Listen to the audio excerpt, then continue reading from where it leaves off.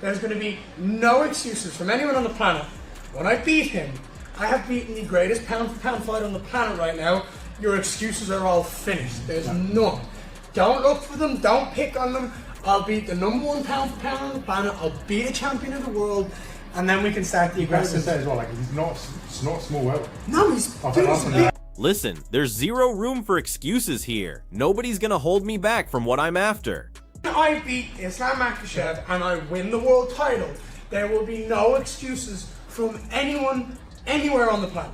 End of, done. They all look for something. They all want that claim, oh, you know, it was this, it was that. No, it couldn't have been you. It couldn't have been. That Ian's just better than you. As I said, you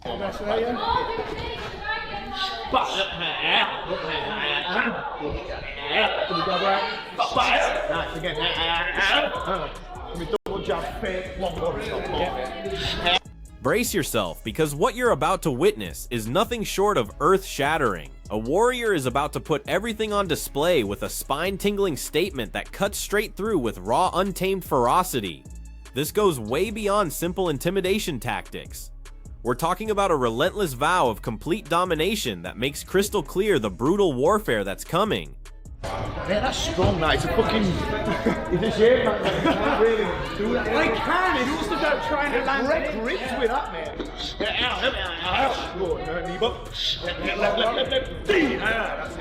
I have nothing but love and respect as a fighter and a fight fan for Islam Makhachev. I think he's phenomenal, and there is a reason why that man is #1 in the world. If he wants to come up and I have that belt, it would be an absolute honor to share the octagon with him and prove to myself and the world the talents that I have. The White House event is already setting the MMA community ablaze with speculation and heated discussions, but Ian Machado Garry's latest move just completely rewrote the playbook. This fighter isn't sitting around politely for some official announcement or looking for a soft matchup. Garry is training like Islam Makhachev, arguably the most crushing force in mixed martial arts, is already locked in and ready for battle. Imagine a slick striking specialist who thrives on verbal warfare, now completely dialed in on conquering what might be the most overwhelming smothering force the lightweight ranks have ever seen. Should this massive collision actually land on the White House card, forget calling it just another bout. This becomes an all-out war between bulletproof confidence and suffocating dominance, a masterclass in contrasting approaches and iron will. Man, welterweight, now I start to enjoy my training camp, my cutting weight, fighting week, you know. For me, it's no problem. If somebody wants, let's do it. I tell them I will be ready soon. If White House, of course, I want to be in White House because there may be one and only we will make the fighting in White House. I want to be in history. Now I'm already make good money, which one I enough for my family, you know. And now I have everything before it's also not coming in my dream, you know.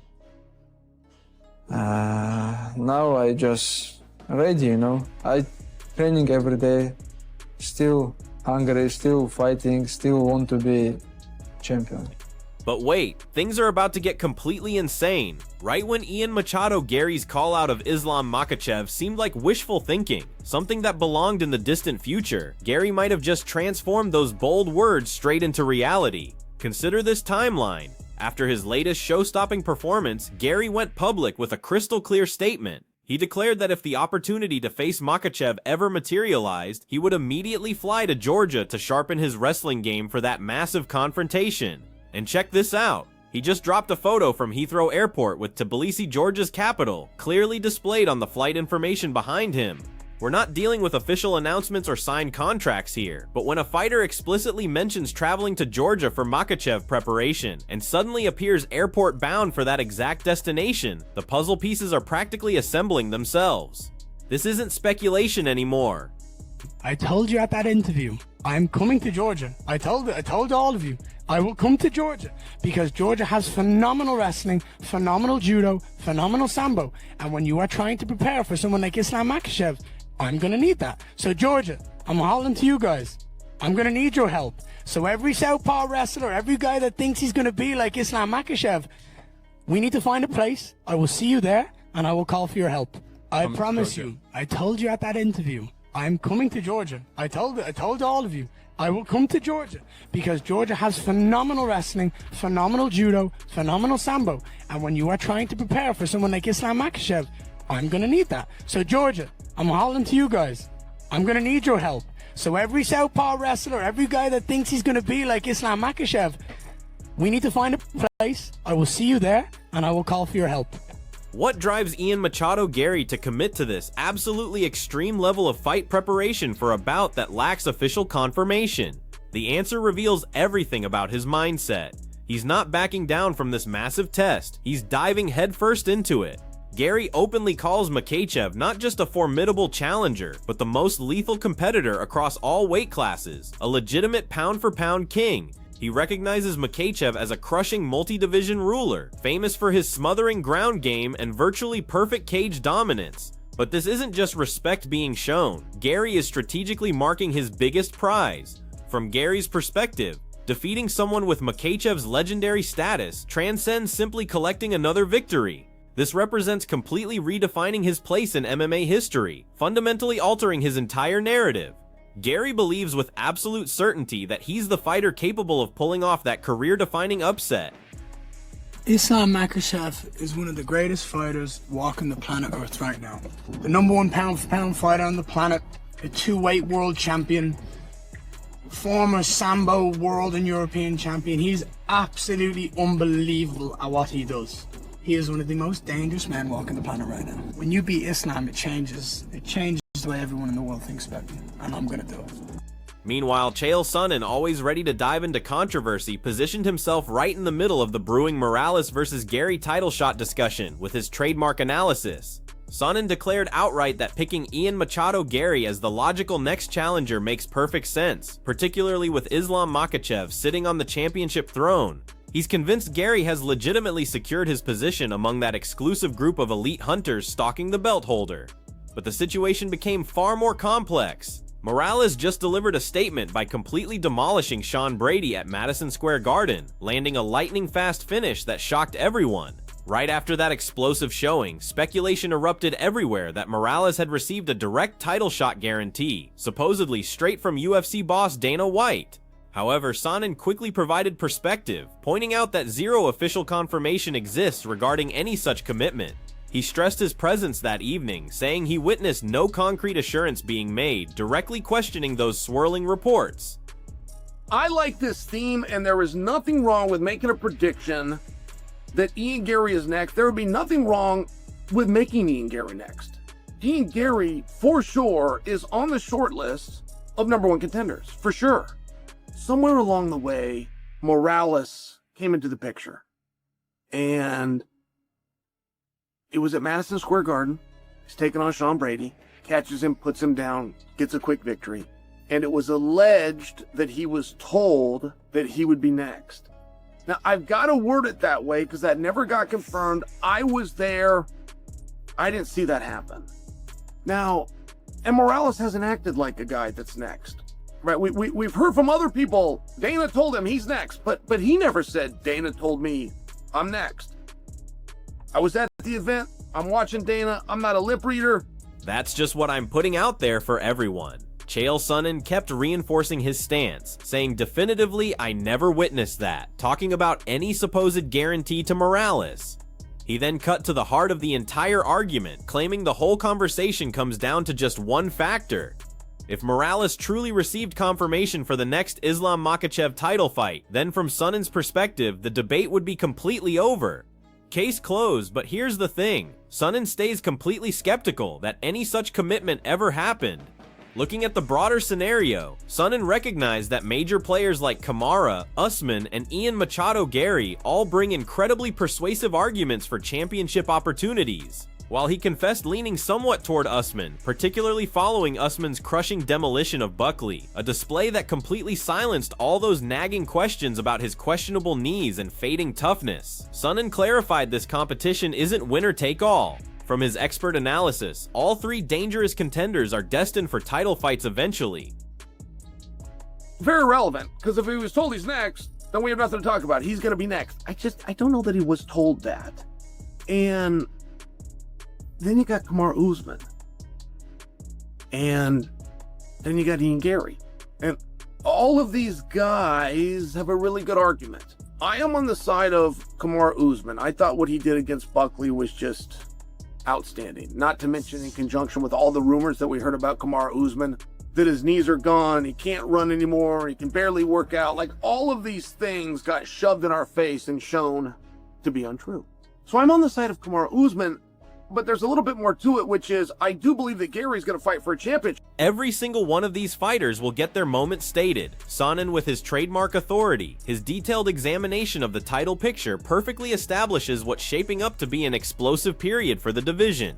But then Michael Bisping, another iconic voice in MMA, immediately stepped forward to spotlight what he absolutely considers the ultimate blockbuster, the clash that would genuinely rock the planet: Islam Makhachev against Ilia Topuria. Bisping admits that an interim championship bout featuring Justin Gaethje makes logical sense from a business perspective.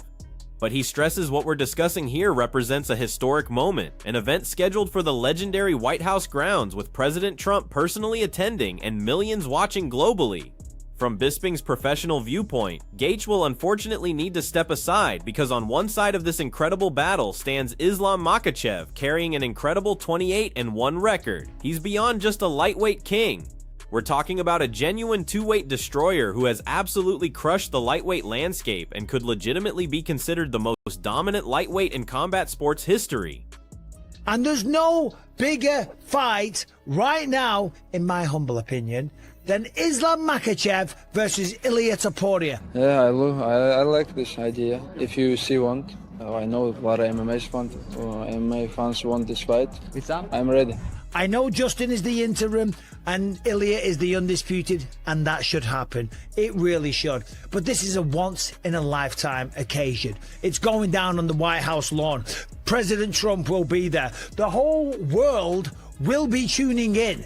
That's a fact, okay? There's going to be billions of people watching this. They want to put on the biggest fights, okay? So unfortunately, in this situation, Justin Gaethje is going to have to wait, because on one side you have Islam Makhachev, a man that is 28-1, okay? A two-weight division champion. Dominated lightweight. The greatest lightweight battle ever witnessed. Bisping, obviously energized by this potential super fight's sheer scale, continued amplifying the excitement, essentially placing Makhachev and Topuria on equal footing in his passionate breakdown. He presented it as an unmatched collision that surpasses anything combat sports has delivered. Look at Makhachev's accomplishments alone. They tell the complete story of his remarkable supremacy. We're examining 4 straight title defenses, complete lightweight division control that's been absolutely ruthless, and a perfect welterweight debut where he completely destroyed Justin Gaethje. That's right, he obliterated Gaethje. Meanwhile, Ilia Topuria has followed an identical path of devastation. He tore through featherweight competition, completely shutting down the iconic Volkanovski, then jumped up to dismantle Charles Oliveira with a savage crucifix submission and brutal knockout power. These aren't just champions. They're dual-weight destroyers currently performing at their absolute prime, making this potential matchup a legendary must-see spectacle that goes far beyond typical title fights the sport has ever seen. Yes, Conor McGregor was a bigger star. Yes, Khabib Nurmagomedov may be the GOAT, and he's a cultural icon, of course, and what he's done in this sport will never be forgotten. But on paper, Islam Makhachev has defended the belt 4 times more than anybody else, and then he went up to welterweight to take on Jack Della Maddalena and smoked him, walked through him, one-way traffic, made it look kind of easy, respectfully to Jack. The man is an extremely dominant 2-weight division champion. And then on the other side, you've got Ilia Topuria. Speaking of Conor McGregor, did exactly what Conor did, went straight through the featherweight division, knocked out the champion in Volkanovski and made it look kind of easy. And then, again, goes up a weight class, takes on Charles Oliveira, takes him down, gets him in a crucifix, and then knocks him spark out, knocks him to the shadow realm. And he also became a 2-weight division champion. Has that ever happened? Have we ever seen two-weight division champions going up against one another in their absolute primes? I don't think we have. Whether it's in their prime or old damaged goods, I don't think we've ever seen 2-weight division champions going up. What's genuinely captivating is how Makhachev is clearly flourishing in this welterweight environment. He's revealed that training camp, the brutal weight management, and the exhausting fight preparation all feel dramatically easier and more natural than ever before. This improved comfort is providing him precious space to concentrate entirely on skill development and, crucially, his octagon execution without the burden of a devastating cut. He's also been open about achieving financial freedom, supporting his loved ones in ways he previously only imagined. That deep security has enabled him to deliberately redirect his complete attention from basic survival, like earning money, towards something much more meaningful, building his historical impact, with the highly anticipated White House spectacle now approaching fast. Makhachev views this as an extraordinary lifetime chance to carve his reputation even further into legend, an opportunity to accomplish something truly historic both in competition and beyond, demonstrating to the global audience the complete magnificent extent of his mastery and relentless commitment. Man, welterweight, now I start to enjoy my training camp, my cutting weight, fighting week, for me it's no problem. If somebody wants, let's do it. I tell them I will be ready soon. If White House, of course I want to be in White House because there may be one and only we will make the fighting in White House. I want to be in history. Now I'm already make good money, which one I enough for my family, and now I have everything before it's also not coming in my dream, now I just ready, I training every day, still hungry, still fighting, still want to be champion. Meanwhile, Belal Muhammad, recognized for his razor-sharp analysis, examines everything with ruthless, honest precision. He stresses that the advantage, both literally and strategically, shifts dramatically based on which specific division these two champions would clash. At lightweight, Topuria would possess a real legitimate path to victory. No devastating energy-draining cut would be required, establishing a far more balanced battlefield where Muhammad would actually favor Topuria slightly. But here's where everything transforms. Should this epic confrontation move up to welterweight, the entire dynamic shifts completely, almost unrecognizably. Makhachev's natural size becomes an undeniable difference maker. Topuria, typically a dominant presence, would suddenly become the considerably smaller competitor in what turns into a bigger man's game, immediately swinging the advantage heavily and conclusively toward the defending champion. From Muhammad's perspective, a truly revealing observation. This fight's result might depend as heavily on weight class selection as the actual technique showcased during combat. As far as fighting Islam, I just think there's a big size difference. Do you think they'll play a big factor? I think the fight at 155 would have been much better for Ilya. I think at 155, Ilya had a very good shot. At 170, I don't think so. At 55, I would have put it 50-50. If not, if anything, I would have probably favored Ilya. Because he doesn't have to cut a lot of weight. He's pretty strong for the division. He has massive punching power. He has great jiu-jitsu. He's in a good position. And if the fight goes into round 3, 4, 5, he's going to be the fresher guy because he's not cutting weight. But at 170, it's a massive weight difference, and Islam doesn't have to cut weight.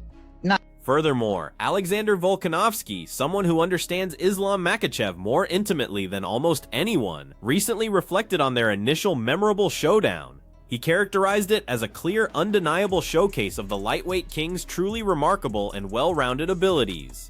Even during that period, Makhachev's complete arsenal was absolutely obvious, and Volkanovski clearly remembers entering that octagon against him as an extremely intimidating, nearly overwhelming task. He fervently highlights that every element of Makhachev's approach, from his surgical grappling accuracy to his brilliant striking management and his remarkably sharp fight intelligence, was already functioning at elite championship caliber, obviously foreshadowing the complete supremacy he would eventually display across the sport. That contest wasn't simply another fight, it was a pressure-filled, memorable exhibition that perfectly illustrated precisely why Makhachev has transformed into one of MMA's most dangerous and admired champions. Additionally, the always vocal Jorge Masvidal shared his thoughts, providing his viewpoint on the massive implications should Ilya Topuria choose to make that bold jump to 170 to face Islam Makhachev. Masvidal describes it as the ultimate risk-reward scenario in mixed martial arts. Should Topuria somehow prevail, he wouldn't simply capture another title, he would literally create UFC history as the first competitor to simultaneously hold 3 championship belts, immediately launching himself to legendary status among the greatest ever. Masvidal strongly emphasizes just how extraordinarily uncommon and important such an unprecedented achievement would be, explaining that beating Makhachev at welterweight would unquestionably put Topuria in exclusive company, next to legendary names like John Jones and GSP, establishing a legacy level that virtually nobody could match. Finally, we have Dana White himself, who when questioned about the much-anticipated White House card, provided a fascinating glimpse behind his typically secretive approach. While he naturally wouldn't reveal specific fight announcements yet, he absolutely confirmed that the basic structure for this groundbreaking event is already solidly established, and the complex booking process is moving forward at maximum pace. White stated the complete card was essentially locked down last week and is now totally prepared to launch. Still, he cleverly remains silent on important specifics like how many title fights will be featured, keeping supporters eagerly wondering, while strongly suggesting that what promises to be the most significant event in MMA history is developing exactly as carefully orchestrated. So considering all this incredible information, which fighter do you believe will courageously accept the challenge to face Islam Makhachev on this legendary White House card?